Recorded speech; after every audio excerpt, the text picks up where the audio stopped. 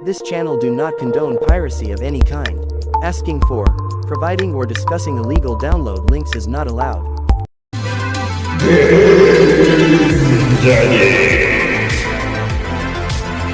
Hello Game Daddies. Game Daddy here, and welcome to our channel where you're never too old for video games, and we're all about to dive into the world of Android emulation.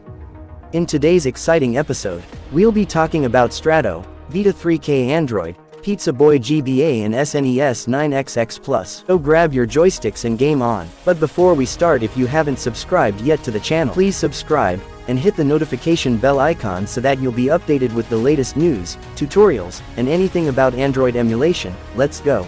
Let's talk about Nintendo Switch emulation on Android with Strato. Lynx, the lead developer of Strato, made an announcement regarding Strato's public release. After giving it some thought, we've decided to delay the release of Strato one more time. Unfortunately, this means there won't be a Strato release in 2023. We've been working on Strato for 6 months at this point, but we still don't feel we have reached the goals we set for ourselves 6 months ago. Now you might ask, what even is Strato, and why is it getting delayed again? What is Strato? Strato is the successor to Skyline, a Nintendo Switch emulator for Android. Strato picks up what Skyline left off, with the goal of continuing its development, which includes new features and improvements to current ones while keeping the focus on performance. The main developers of Strato are me and the ASV. We're both full-time university students and we work on Strato in our free time as a hobby project. After Skyline's shutdown, we've started Strato with the goal of releasing it with Texman, a huge rewrite of the texture manager, the component in charge of handling textures for GPU emulation. The Texman rework fixes a lot of rendering issues that games were experiencing before, caused by some behavior of GPU not being correctly emulated or outright not emulated at all. We spent the first few months learning the Skyline's codebase, particularly the GPU emulation part, and we gradually started to realize that it would have taken more than we initially expected. What should have only been a Texman rework resulted in a much bigger rework of the texture side of GPU emulation, with that being worked on by the ASV alone.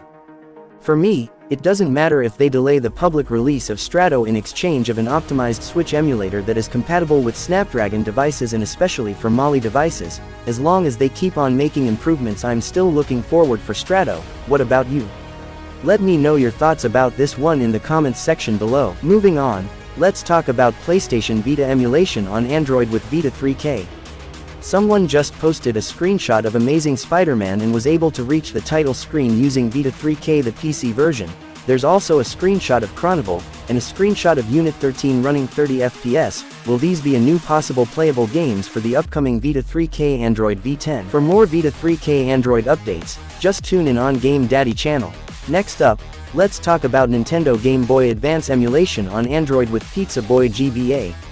Pizza Boy GBA, the paid version, just got a brand new update, version 2.7.6.